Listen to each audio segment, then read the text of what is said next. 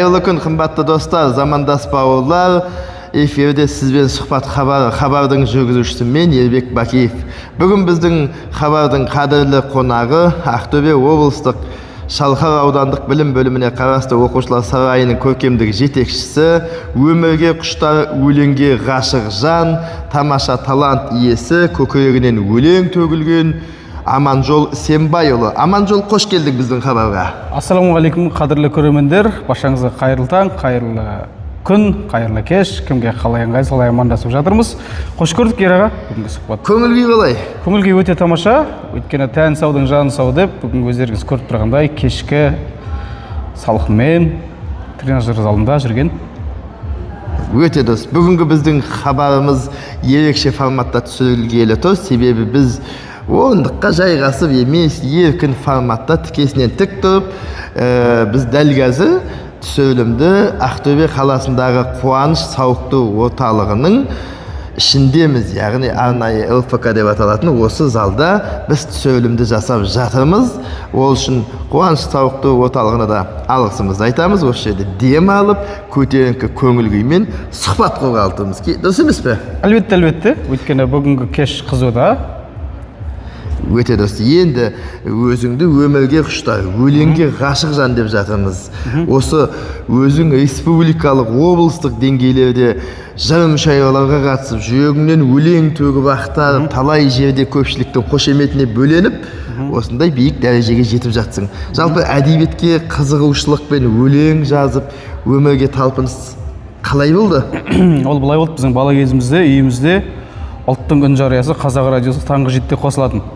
Сол таңғы 7-те қосылған сәттен бастап, мен ұйықтап кеткенге шейін бөлмемде ойнап тұрадым. Мен ұйықтағаннан кейін ата-анам өшіріп қоя салатын.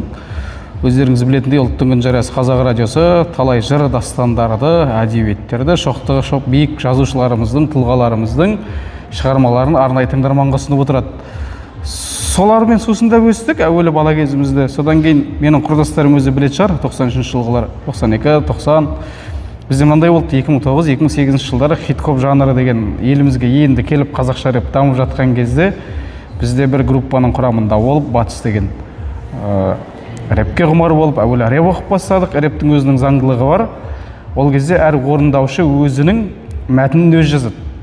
Әуелгі өлең құрау, сол рэпке текст құраудан басталды. Кейін ол топ жабылғаннан кейін бір ішке өлең келетін болды. Сол кезде бір азаматтар, бір ағалар, сен рэп жанрынан поэзияға бір ауыз ауысып көрсең қалай болады деп, сонымен поэзияға ауыстық. Өте күшті. Поэзия дегенде әртүрлі тақырып қамтылады. Ақындар әртүрлі тақырыпқа қалам тербейді. Бір ақындардың жанына тау, тас, табиғат, өзен, көл жақын болады. Бір табиғат ерекше көрінеді. Ал бір ақындардың көзіне сұлулық, махаббат, ал біреулер патриоттық, отанға, елге, жерге деген тақырыпты жанына жақын етеді. Біздің Аманжол қандай өлеңдерді көбірек? Мен өзім рухани бағыттағы өлеңдерді көп жазғам. Бірден мойындау керек шығар, лирик ақын емеспін. Лирикаға сол қанша не істесем де, бет бұрсам да қалам жүрмей қойды сол тақырыпқа қарай. Олай болса, бүгінгі кешіміздің бет-пердесін ашып алайық. Ақынның жүрегінен туған бір тәтті жырмен сусындап алайық. Әлбетте. Қарттардан қалған деген өлеңді оқып берейін, арнайы көрермендер үшін. Сан ғасырлық тарихы бар көнеден, қымбат маған қарттан қалған өнегем. Бүгінгі ұрпақ жағада тұр түс қалып, қарттар мінген кемеден, кеткен сынды іштеріне жын кіріп, еліктейді батыс жаққа жүз бұрып. Бүгінгіден байқалмайды неліктен қарттан қалған құндылық. Жөні түзеу емес қазір сәлемің, өре тұрып әдегенге мәдедің. Қайда кетті қайсар мінез бауырым, қарттан қалған әдебің. Өткеніңсіз ертең алға баспаған, бір ұлы көш тура жолға бастаған. Қарттар жүрген ер алмаған сол көшке, бола алмайдау дос маған. Өте керемет. Жалпы қарттан қалған деген өлең қашан жазылды? Бұл өлең жазылуы 2016-да болу керек, осыдан 10 жыл бұрын. Шамамен 10 жыл бұрын жазылған өлең, бірақ санаға әбден сіңіп, ойдан ойға жалғанып жүрген дүние дейсің ғой. Бәрекелді. Енді мынау поэзия деп жатырмыз, өлең деп жатырмыз, содан келесі бір тақырыпқа ауыссақ. бүгінгі қоғамда кейде қанша дегенмен ақын болғаннан кейін көңілің алаңдайтын, жүрегің ауыратын бір мәселелер болып жатады. Соның ішінде өзің қай салаға, қай нәрсеге көбірек көңіліңе ауыр салмақ салып, жүрегің қандай осы бір мәселеге қынжылады? Бұл біріншіден қазіргі уақыттағы жастардың отбасын құрудан тежелуі. Яғни көбісі қазір ұзақ жүріп қалады. Қыз балдар 25-26-ға дейін кетіп қалады, даже ер балдар 30-ға дейін кетіп қалып жатады. Екінші мәселе сол қоғамда қазіргі белең алған жастардың арасында лудомания деген мәселе бар ма? Сол лудомания қатты қуандырады. Осы екі мәселе көбірек жаның ауырады. Ал енді отбасын кеш құрып қалатын, асықпай, отбасын құруға асықпайтын деп жатсың. Өзің қашан үйлендің? Мен өзім 24 жасымда үйлендім. Келіншегің? Келіншегім 22-де болды. Есімі Айгөркем. Ол да өлеңге жақын, өнерге жақын адам. Енді отбасы деп жатса, отбасыға оралайықшы. Осы қандай болмысы, қандай мінезі, қандай қылығы баурап алды сені? Біріншіден андай болды. Турасын айтайық. Жасандылық жоқ. Сразу айтайық, біздер танысқан кезде, мысалға телефонмен сөйлесіп жүрген кезде, мысалы кейбір қыздар болады, жаңағы бір жасанды сөздерді көп айтады ғой. Онда жасанды жоқ. Ассалаумағалейкум, брат, қалайсың, істеп жатсың, бро деген сияқты әңгіме ғой бізде ше. Сөйтіп, емін-еркін. Емін-еркін. Андайда жасандылық болған кезде ойланып отырасың, мен мына сөзді айтсам өтпей қалам ба, мына сөзді айтып, өзің де ана жасандылыққа қарай жасанды сөз құрай бастайсың да. Жасандылықтың артынан өтірік айтуға тура келетін жағдай тууға келіп қалуы мүмкін, иә? Болады, міндетті түрде. Ал енді келіншегіңнің жасандылығы жоғын ұнаттың. Жалпы одан бөлек отбасында қалай тұрмыстық тіршілікте қандай тағамдарды ыждахатпен, махаббатпен барлық тағамды ұсынуы мүмкін, бірақ көбінесе қандай тамақтарын жақсы көріп, іздеп, сұрап, бүгін осы тамақ жасап қойшы деп жұмыстан шаршап келгенде бола ма ондай негізі? Болады, әлбетте болады. Өзі әр әйелдің кухнясында бір күйеуіне жағатын бір фирменный тамағы болады ғой өзі. Сол секілді менде жұбайымның бешбармақ, сосын жасаған лагман ұнатамын. Екеуін. Иә. Енді бүкіл тамағы дәмді ғой, бірақ ішінде особо дейді ғой. Иә. Енді бізді хабарда Айгөркем көріп отырса, қалған тамағым ұнамайды екен ғой деп ренжіп жүрмесін. Бірақ басты тағамдарының бірі бешбармақ пен лагман дейді. Осы тағамды жақсы көремін дейсің. Жалпы Айгөркем ашуланшақ, бір кейде мінезі қатқыл емес па негізі? Жалпы енді барлық адамда мінез бар ғой. Әлбетте. Мінез барлық адамда болады. Кейде по ситуация мінез менде де бар, ода да бар. Бірақ екеуміздің де бір жақсы жеріміз мынандай болады екен. Кейде болмайтын нәрсеге бар. Та ұрысып жатамыз да 10 минуттан кейін бір-бірімізге қарап шай ішеміз бе деп отырамыз. Иә. Енді қаншама жанұялар бар. Мысалы ерлі-зайыптылар ұрысып қалады. Күйеуі әйеліне немесе әйелі күйеуіне бір күнде, екі күнде бір сөйлемей жүре беретіндер. Біз не 15 минуттан шай ішеміз бе? Иә. Айналып келгенде өзіңнің адамың болғасын, түсіністікті антып қайтадан жағасын тауып жатады дейсің ғой. Иә, сосын жаңағы болған нәрсе сонда қалады. Ертеңінде мысалға бір өзге күні, сен алдың күні маған сөйтіп едің ғой, сен ондай жоқ. Сол болған оқиға сол бойда қалып қояды ғой. Өте дұрыс. Әрдайым сондай бір мамыражай күн кешіп, бақытты, баянды отбасы болып, ғұмыр кешіп, тіршіліктеріңді тәтті күнмен жалғастыра беруге тілектеспіз. Ал енді мынау отбасы деп жатырмыз, айналаңызда кейде ренжиміз, кейде қуанамыз, кейде ренжіген кезде жанымызға сырласатын дос іздейміз ғой. Осы орайда дос деген түсінікке қалай қарайсың?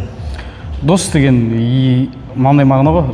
Бізде қазақта дос дейді, және жора, жолдас деп айтып жатады. Жолдас деген нәрсе ол жолдан қосылады.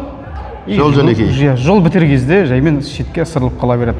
Ал ол дос деген сөз сен қандайсың, солай қабылдай алатын адам да сені ше. Мейлі мінезің ашуланшақ болсын, мейлі мінезің ақкөңіл болсын, мейлі сен агрессивті адам бол, немесе мүлдем тұңғиыққа батып жүретін адам бол, енді әркімнің мінезі әрқилы ғой. Соны сол болмысымен толықтай қабылдай алатын адам дос. Дос дейміз енді, достың бары жақсы дейміз. Доссыз өмір бос дейміз.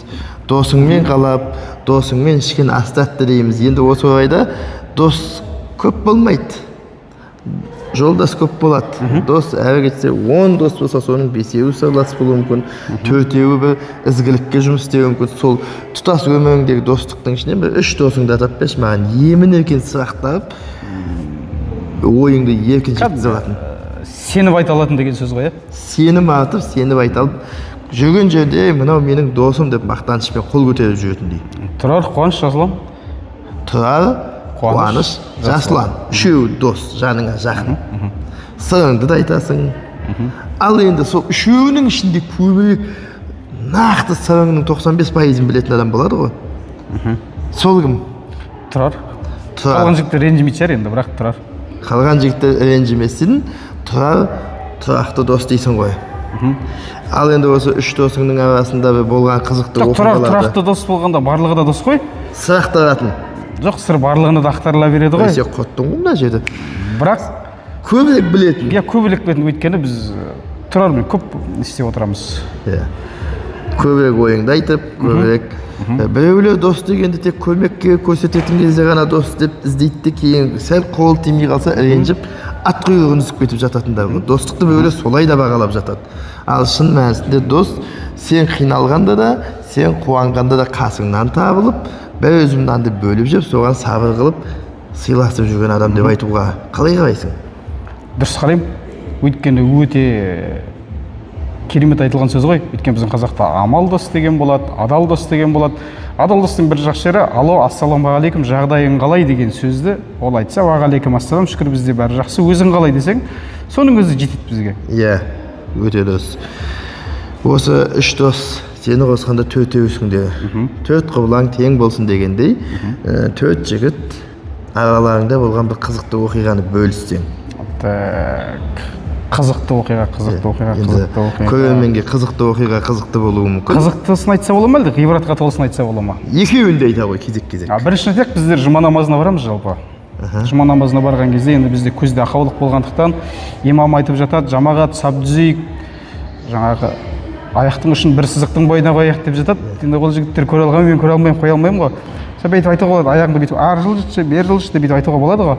Жоқ, олар олай жасамайды. Өздері еңкейіп, кәдімгі менің аяғымды өздері бүйтіп жылжытып жатады, шұлығымның. Яғни туралап, сол сапқа түзетіп қойып беріп жатады. Енді былай қарасаңыз, енді бір адам ақыреттік дос деуге де болады. Иә, бір адам енді істей қоймайды ғой. Кейбір көп адамның көбісі енді қанша деген аяқты былай қойғанда қолың ұстауға жарамай жататын достар болады дейсің ғой. Болады, иә, сол ғой. Бұл ғибратқа толы оқиғаның бірі деп білейік, және өзге көріп отырған достарымыз осындай бір ғибратты істерді одан әрі жасауға ықпал етсе. Ал енді қызыққа толы оқиға, мен бәрібір қоймаймын. Қызықты оқиға мынандай болды, бұл Қуаныш, Жасұлан үшеуміздің арамызда болды. Үшеуміз бір жағынан бір мекемеде қызмет етеміз ғой. Біздер жаңағы балалар күніне қарай ертегі қоятын болдық. Соның репетициясы, дайындығы жүріп жатады да. Жасұлан мен Қуаныш ойнап бір-бірімен алысып жұлысып тұрады ғой. Сол кезде Қуаныш бүйтіп жұдырығын сілтеп қалған кезде Жасұлан менің артыма қарай бұға қалады да, жаңағы қолы келеді да маған мынадан тиеді ғой. Тық ете қалады да. Содан деп шамалы бір-екі былапыт сөз кетіп қалады. Жазығың жоқ сен. Қуаныш мен қолымды ұстап алған, мен екі қолымды ұстап алған. Досым мен байқамай қалдым. Досым байқамай қалдым. Сонда мен айтатын бір сөзім бар ғой. Сен байқамай қалдым десең жарасады. Сол сонда балдардың айтатыны ғой. Балдарға мен айтатыным ғой, жұртқа қаңғырған оқ тиіп жататын еді, қаңғырған қол тиді ау бізге бүгін деп. Иә, туралап келгеннен жаңағы қаңғырған оқ деген секілді, ол қаңғырған соққы жаман тиеді бірақ. Ойламаған жүрек, өйткені ойламайсың ғой. Былай қарағанда расында да ол ойда жоқ, ол енді Жасұланның епшілдігі, екі ортада сенің соққалуыңнан болды. Солай болып қалды. Енді ол өмірдің соққысын алмасаң да болды, ең бастысы. Достың досқа деген қалжыңы жарасады. Соққы деп жатамыз. Енді мынау жалған өмір, жарық дүние дейміз. Қанша кейде әттеген ай деп жатамыз. Жаңағы өзің айтқан лудомания бар. Жалпы біздің қоғамда одан бөлек қаншама тақырыптар бар. Одан бөлек өзіңнің ақындығың, одан бөлек республикалық деңгейлерде кейде тіпті ән айтып өнер көрсететіндігің, жалпы шабытты, жалпы өмірге деген ынта жігер қалай оянады? Өмірге деген ынта жігер ма? Бірінші ақындыққа өлең жазуға деген шабыт түн және тыныштықтан аламын. Түн болмаса, түн келе жатып, бүгін тәтті өлең тууы мүмкін бе? Түн болмаса, сосын және тыныштық болмаса, жалғыз отырмаса мен өлең жаза алмаймын. Яғни белгілі бір кезеңге дайындалып, түнді күтіп, елдің жатқанын күтіп, сөйтіп бір тыныштықты талап етіп, сөйтіп жазылған дүние, ол сенің жүрегіңнен шығады. Енді екінші сұрақ болды ғой, өмірге деген қазіргі тілмен айтқанда мотивация дейміз ғой. Мотивация не жігерлендіреді деген мағынада сұрақ болып жатыр ғой. Бұл өзің қолың жеткен бір кішкентай дүнияға шүкірлік ету алға қарай ұмтылдырады. Өте дұрыс. Сол барға қанағат. Жоққа сабыр. Жоққа сабыр. Өйткені біздің қазақ айтады, жүгірген жетпейді, бұйырған кетпейді дейді. Оның өзінше Құранда да аят бар ғой. Алланың қалауынсыз жапырақ та үзіліп түспейді деген. Ол онда әңгіме. Енді кейде естіп жатам, мынау жер домалақ болғаннан кейін қаншама ортақ достарымыз бар, ортақ чаттарымыз бар деген секілді. Осы кейде Аманжол деген жаңағы ашуланшақ, кейде қызба, кейде бір жаңағы бір нәрсені қатты айтып, өктем сөйлеп жатады, турасын айтып жатады дейді. Оған ненің күші әсер етеді? Немесе ылғи солай болып жүрсің бе, әлде белгілі оқиғалар талап ете ме? Ситуацияға байланысты деп айтсақ болады, онда қызба мінез бар, оны мойындаймыз. Қай жерде де әріптестердің арасында болсын, мейлі достардың арасында да, кейде жанұяда да, жалпы қай жерде қызба мінез көрініп қалып жататын кезі болады. Оны жаңағы мен былаймын деп өтірік айтпай ақ қояйын. Өйткені Алладан жасырмаған нәрсені адамдан жасырмайсың ғой. Бірақ ситуацияға байланысты болып тұратын жағдайлар болады. Но бірақ жаңағы жоғарыда айтып өткендей, 10-15 минуттан кейін ашу тарқап, сол нәрсе болмағандай өтіп кете салады ғой. Яғни шай орамал кепкенше бәрі бірақ қандай не пікір ма, іште тұншықтырып қалғанды мен ұната қоймаймын. Ішіңде бірдеңе тұншығып қалса, сол нәрсе сені өмір бойы мазалап өтеді. Мен сол жерде одан сол жерден шығарып тастап, лучше ашу тарқата салған жақсы шығар. Енді одан жеңіл дейсің, айтылмаса сөз жетін деп айтатын дүниені айтып тастайсың. Сосын бір мынандай нәрсе ол айтылмай қалса, мысалға бір ситуацияға болсын, бір адамға байланысты бір нәрсе айта алмай қалса, бір сол адамға айтылмай қалғаннан кейін бір сол адамның бір әр істеген ісі бір саған бір не көрініп жүреді, бір содан мін іздегің келіп тұратын ба? Жақпай минус жағын қарап па? Өйтіп біреуге өмір бойы ренжіп жүрген сол бойда айтып, кейін болмаса өзіңнің ойыңды зерделеп, өзіңдікі дұрыс болмаса, аға, көке, жәке, менікі дұрыс болмапты, кешір, немесе онда қателік кеткен болса, кешіре салып, әрмен қарай тату-тәтті өмір жалғастыра берген жақсы ғой негізі. Өте керемет. Енді мынау кезінде рэп оқыдым деп жатсың, одан кейін Құдай қаласа түрлі өлеңдер шығарып, байқауларға қатысып жатсың, лирикалық тақырыптарға жоқпын дейсің. Бірақ ақынның көзқарасы, ақындар сұлулыққа ғашық болады, қыздарды көбірек жақсы көріп жатады, қызға дегенде ерекше мейірімге толы деп жатады. Ол жағынан қалай? Рас па негізі? Негізі рас. Қанша қызға ғашық болдың? Үйленем дегенше. Оны айтпай ақ қояйық. Көп па? Жүрек сырлары деп қала берсін, Имам Ғазали айтқандай. Бірақ қазір енді 1000 қыздың арманы болып жүріп, бір қыздың жан-жары болдық қой. Өте дұрыс. Лирикаға енді мүлдем жоқпын дегенмен, бір шамал туған лирикалар бар. Енді сезім туралы өлең шығармауы мүмкін емес. Мүмкін емес, иә. Айкөркемнің өзіне қанша өлең арнадың? Шындығын айтайықшы. Айкөркемнің өзіне сол үйленгеннен кейін 3 жылдан кейін ба, 4 жылдан кейін ба жазған шығарым асыл жарым деп. Әбден көріп біліп алайын деп па? Бірден жазсаң өтірік болып қалады деп. Сол бір жағынан мінездемесіне аңдатпа болсын деп. Дұрыс. Қазір кімге ғашықсың? Қазір ма? Жұбайыма? Тек жұбайыңа. Басқа ешкім жоқ. Жоқ. Көңіліңде, көкейіңде. Жоқ. Айкөркем білмей ақ қойсын деген ондай жоқ қой. Жоқ, астағфиралла.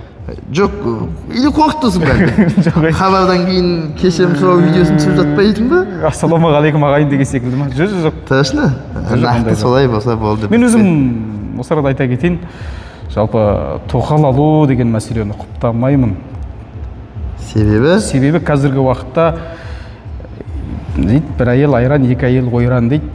Жаңағы 2 жанұяның басын ұстап тұра алатын еркектер біздің қоғамда қазір аз ғой. Бар ғой бірақ. Санаулы ғой. Ең бастысы нәтиже бар. Нәтиже бар, бірақ мықты көп емес. Өйткені екеуіне бірдей көзқараспен қарау керек. Моральдық тұрғыда да, материалдық тұрғыда да өзі мына фихта бүкіл нәрсе қамтылған ғой. Сол фих бойынша ұстай алмасаң, біреудің үкілеп өсірген қызына қиянат болады-ау. Өте дұрыс, өте оң жауап. Енді әрине талғамға талас жоқ деп жатамыз, бірақ 2 отбасын құрып бақытты болып жатқан жандарға да Алла ұзақ берекелі олардың жанұясын Алла берекелетсін. Және саған да Айкөркеммен айдай ғұмыр кешіп бақытты болып, басқа ешкімге алдағы уақытта да, енді алдағы уақытқа Алла біледі, қазіргі уақытта жан-жағыңмен жақсы ғұмыр кешуіңе тілектеспін. Бірақ Аманжолдың жақсы бір сырларын байқап жатырмыз деп айтқым келеді. Бұның өзі адамшылыққа және махаббатқа, тұрақтылыққа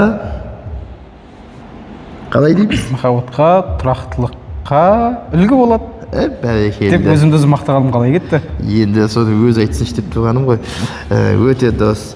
Мынау қоғамда әрине пікірталас өте көп. Біреулер жаңағы отбасын құруды, 2 әйел алу деп жатады және оның жетістігін айтып жатады тіпті. Бір қоғамда бір отбасыңмен сол шаңырақтың шаттығын тербете алып, өсіріп отырған перзентіңнің рахатын көріп, оған саналы тәрбие беру үлкен еңбек деп ойлаймын. Үлкен еңбек. Енді мен өзім осы салада жалпы сұхбат алып және кітапхана саласында еңбек етіп жүргеннен кейін тағы да бір сұрақ қойғым келіп тұр. Аманжол өлең жазу үшін ізденеді. Аманжол түрлі іс-шаралардың сценарийін жазу үшін түрлі ақпараттардың көздерін іздейді. Соның ішінде санасын нұрландырып, кітаптар оқуы мүмкін. Қандай кітаптар оқыды, қандай кітаптарға қызығушылық танытты және қандай кітаптарды өзінің замандастарына оқуға кеңес береді? Так, мен Абай жолын оқып шықтым. Абай жолын 2 мәртебе оқып шықтым десем болады. Сонымен қатар Мақатаевты оқыдық, Құнанбаевтың өлеңдерін оқыдық, Қадыр Мырзалины оқыдық. Қазіргі тұлғалардан, қазіргі заманның заңғар ақыны деп Қалқаман Саринді мойындаймын. Қалқаман Саринді оқып шықтық. Сонымен қатар ол жаңағы идея туу үшін, ой туу үшін, материал үшін кітаптан бөлек қоғамдық іс-шараларға көп қатысу керек. Тәжірибе алу керек. Түрлі өтіп жатқан байқаулар болсын, концерттік шаралар болсын, спектакльдер болсын мейлі, сондайлардың барлығынан қалмай барып тұру керек. Өзіңді мәдени жағынан дамыту керек қой. Ол жаңағы бір кітап оқи салам, немесе көкейдегі бар нәрсемен жасай салам деп ол болмайтын шығар. Адам баласы болдым, толдым деген күні ол өлген күні шығар. Өйткені жер бесік, тал бесіктен жер бесікке дейін адам баласы ізденісте болу керек қой. Өте жөн.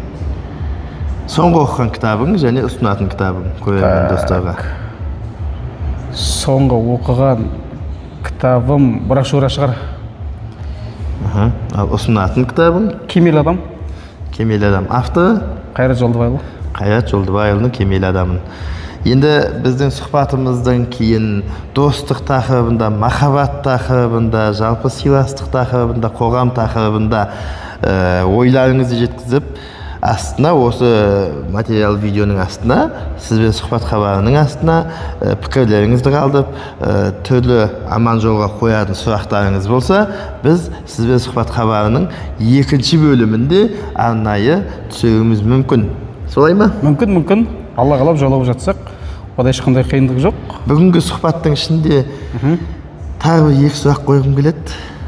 Оның бірі ешкім естімеген, ешкім білмеген бір шындық айтылу керек, және алға қойған жоспар айтылу керек. Жоспардың орындалуы Алладан, бірақ арман жоспарыңызды айтып, бір шындығыңызбен бөліссеңіз.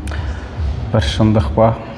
Ешкім білмеген, ешкім естімеген. Ешкім білмеген, ешкім естімеген жоқ. Бірі білсе, бірі білмей жатады. Мысалы, әйелің білетінді ата-анаң білмейді деген секілді, досың білетінді жұбайың білмейді деген секілді. Сондай бір шындық. Сондай бір шындық па? Ел естімеген шындықты елге естіртейік. Ондай шындық жоқ. Ол адам баласы болғасын болу керек қой. Есіңе түсір, қорықпа. Жоқ, мәселе қорыққанда емес қой. Енді білмеймін, сен бір жасқанып тұрсың ба, бірдеңеге қарайлап тұрсың ба? Жоқ, қарайлайтында ештеңе жоқ. Просто қалай бармын, өзім солай ортада барлық жерде ашық ұстаймын, жасырын ұстауға тырыспаймын. Содан кейін шығар, елге айтатын шындық жоқ, барлығын халық біліп болды ау өзі дейтін мәселе. Енді алға қойған жоспарларға келетін болсақ, алда бір шағын кітап жазу ойда болып жүр. Жаңағы мен өзімді өзім ақынмын деп санамағам ғой, бірақ елде өлең жазғаннан кейін ақын деп кетті да, сол атқа лайық болайық, оқырманға бір кітап қалдырайық, бір тың дүние қалдырайық деп жүрген нәрсе бар. Сосын енді ел естімеген шындық деп жатыр ғой. бір оқиға айта кетейік. Имам Термизиде бір хадис келеді ғой. Кімнің үстінен сынап қарайтын болса, сол нәрсені өзінің басынан өткізбей, Алла тағала оны өмірден алмайды дейді ғой. Бір өмірімізде жағдай болды, кішкене сол жағдай қазіргі уақытта өзіміздің басымызға келіп, бірді сол жағынан сынап қойып келіп жатқан нәрсе бар. Ол нәрсе мынандай мәселе деп айтсақ болады. Осы жерде енді мен өзім 10 жылдан астам 5 уақыт намазда болған адаммын. Бірақ мынандай бір мәселе болды. Бір сапарда бір кісімен жолығып қалдық. Ол кісіні де жақсы танитын едік, дініне берік. Сондай бір тамаша жүрген жан еді. Кәдімгі бізге үлгі болып, мә деп мен көп жерде сол кісіге қызығып қарайтынмын негізі. Содан сол кісінің бір күні кішкене 100 граммнан ішіп отырғанын көрдім. Сосын мен айттым, мұсылман адам бұлай істейме екен, дініне берік адам. Біз бұл кісіні үлгі қылып жүредік қой, мә деп бұл қалай болды деп таңғалып кішкене. Таңғалғаннан бөлек кішкене сынап та қарап қалдым. Тілдеп. Бірақ ол жұртқа емес, іштей өзімше ше. Тап мен осыдай болмаймын енді, мен деген сияқты болып, бірақ содан кейін уже менің де иманым әлсіреп, рухым құлдырап, қазіргі уақытта 5 уақыт намаздан жұмабай дейді ғой, жұмаға баратын ғана тұлға болып қалған кезіміз болып қалып жүр. Қазіргі уақытта енді сол қателікті түзегім келеді, сол кісіні алдына барып жолығып, кезінде сені солай-солай сыртыңнан ойлап кішкене мінеп сынап едім, сол үшін мені кешір деп айтқым келіп ойланып жүрмін. Бір батылдық жібермей жүр, соған бір енді бір батылдықты жинап, сол кісімен бір дидарласып керек болып тұр, бірақ есімін айтпай қойын, өйткені есімін айтсақ ғайбат болады, оқиғаны айтсақ ғибрат болады дейді. Өте дұрыс ол. Осы шындық шығар. Мен осындай бір шындық күттім. Адам баласының бойында міндетті түрде бір шындық болу керек. Және ол айтылу керек, және ол кейінгі жастарға, кейінгі замандастарға, кейінгі аға буынға сол үшін бұның артынан беретін ғибраты. Біздің сұхбаттың өзінің бір ғибраты кісінің сыртынан тілдемей, тілдеп қойған жағдайдың өзінде Алладан және сол кісінің өзінен кешірім сұрай алып, көкірегіндегі менмендікті басып, алдымызда не жатқанын білмейміз ғой. Сол нәрсе өзіміздің басымызға туындап қалуы мүмкін деген секілді ғой. Мысалы, біреудің ситуациясында, біреудің жан дүниесіндегі болып жатқан нәрсені өзіңнің басыңнан өткеріп көрмей, немесе сол нәрсені сезініп көрмей баға беруге болмайтынын түсіндік көп нәрседе қазір. Өте дұрыс, өте жақсы. Бір рухани, бір жақсы әңгіме болып жатыр. Енді мынау кешіміздің, осы сұхбатымыздың тағы бір әдемі қаймағы болсын, сенен тағы да бір өлең сұраймыз. Өзіңнің жазған болсын. Мен не үшін сенен өлең сұраймын? Себебі құрметті көрермендер, қадірлі замандастар, Аманжол Сембайұлы республикалық мөлдіреген жыр сезім атты әдеби байқаудың 2025 жылғы бірінші орын, екінші орын жүлделерін, жалпы үшінші орын жүлделерін осы байқауға қатысып белсенділік танытып жүрген тамаша талант иесі өлеңге жақын болғаннан, бүгінгі хабарда бір емес, жалғыздық жаратқанға жарасады деп, жұп болсын деген секілді екінші бір өлеңді өзіңнен сұрағалы отырмын. Арнайы көрермендер үшін бір-екі өлең оқып берейік. Тағы да Ананың алтын жүрегі деген өлеңді оқып берейін әуелі. Мархабат. Дидары күннің шуағы, ақ сүті кәусар бұлағы, ананың ыстық құшағы жаныңның сая тұрағы.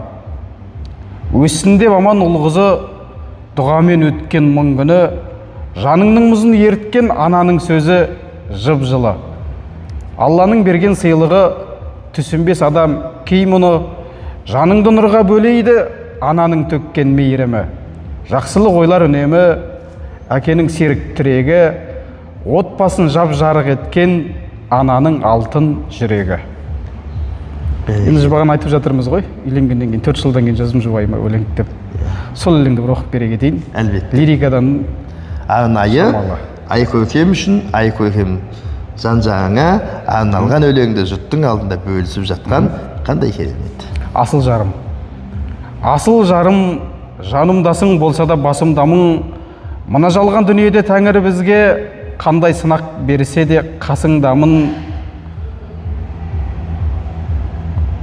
Бұрымдымау, өзіңсіз қалай өтер күнім мынау, жаратылып бір қисық қабырғамнан қисықтау мінезіме ұрындың-ау.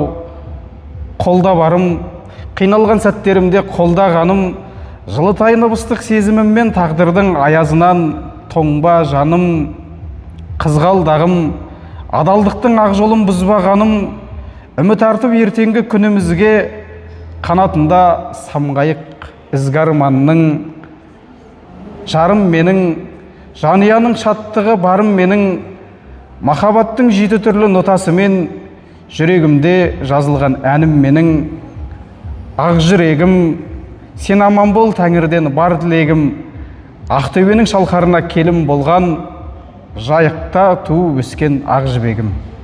Бәрекелді. Осындай жайықта туып өскен ақ жібекті қолыңа қондырып, аялап, ардақтап, мәртебесін асырып, өлеңнен шашу шашып, өлеңнен шаттық сыйлап жатқан азаматтың бірі Аманжол. Мінекей, енді біздің бүгін достыққа болсын, махаббатқа болсын, отбасыға болсын, ғибратқа болсын, ой салатын болсын, қаншама әңгімелер азғантай жарты сағат уақыттың ішінде жақсы көрерменге жетті деп ойлаймын. Енді Алланың берген сынағы мен сыйлығы қатар жүретін алма-ғайып, алма-кезек өмір көшінде әрбір адамның көкейіндегі ыстық ықыласы, мейірімі, ол отбасының тербетілген бақытымен өлшеніп жатады. Бақытты біреулер достықтан іздейді, біреулер махаббаттан іздейді, бақытты денсаулықтан іздейді, бақытты жақсы бір әңгімеден іздейді. Аманжол бақытты. Немен бақытты? Сол біздің бақыт аман есен бүгінгі күнді көруді нәсіп қылған Аллаға шүкір етіп ояну, соның өзі бір бақыт шығар. Өйткені бүгінгі күннің өзінің бастау алуы, сен тағы бір күн өмірде барыңды сезіну бақыт қой. Адам баласы үшін басқа бақыт керек жоқ шығар. Өйткені айтады ғой, адам бақытты болмайды, бақытты сәттері ғана болады дейді. Өте дұрыс айтылған әңгіме. Мен де бүгін өте бақытты сәттердің бірін бастан кешіріп жатырмын. Арнайы Ақтөбеге келіп, қуаныш сауықтыру орталығында дем алып, осындай айналамда жүзі жарқын, пейілі таза, көңілі кең достарымның бірі де бірегейі Аманжолмен тілдесіп, сұхбаттасып, Алла қаласа осы бір жақсы сұхбатты YouTube арнамыздағы Ербек Бакиевтің каналынан, яғни өзімнің каналымнан, арнамнан көпшілікке ұсыну арқылы жақсы бір сәтті өткізіп тұрмын. Қайталанбайтын уақыт, қайтып келмейтін бақытпен тең. Сондықтан осындай бақытты сәтте тұтас жұртқа, күллі қазақ еліне бізді тамашалап отырған әрбір жанға деген ыстық ықылас, ақ тілегің болса, мархабат. Енді көрермендерімізге бірінші біздің сұхбатты көріп отырған біздің сұхбаттан аларларыңыз көп болсын, сонымен қатар бастарыңыз аман, дендеріңіз сау, татар дәмдеріңіз таусылмасын, жаратқанның берген ризық несібесі үзілмесін дегім келеді. Рахмет. Қадірлі достар, құрметті көрермен, сізбен сұхбат хабарының бүгінгі қонағы, өмірге құштар, өлеңге ғашық, республикалық, облыстық жыр мүшайралардың, әдеби байқаулардың жүлдегері, Ақтөбе облысы Шалқар аудандық білім бөліміне қарасты оқушылар сарайының көркемдік жетекшісі Аманжол Сембайұлы болды. Біздің хабарымыз ұнаса, пікірлеріңізді жазып, лүпілдеріңізді басып, қолдап кетіңіздер. Және біздің келесі хабарды күтіп, бірге тамашалауды жазсын. Әрбір қазақ жерінде, қазақ даласында ән ұранымыз асқақтап, көк жалауымыз желбіреп, ел таңбамыз елдігімізді айқындап, бір тұтас бірлігімізді, ынтымақтастығымызды жоғалтпасын. Жақсы күндерде жолыққанша аман сау болыңыздар.